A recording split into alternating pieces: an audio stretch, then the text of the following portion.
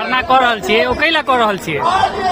देखियो मिथिला राज्य के अस्तित्व पौराणिक अस्तित्व छला, वर्तमान में बिहार सरकार ओकरा समाप्त कर रही मिथिला के अस्तित्व मिटाबऽ पर लाग रहल है।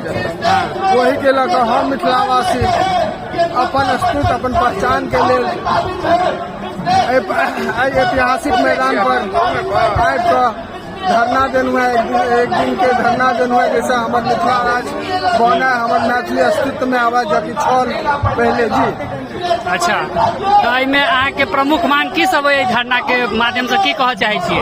एकटा तो हमारे सबसे प्रमुख मांग है कि हमरा ओतऽ से पलायन भऽ रहल है वो रोके।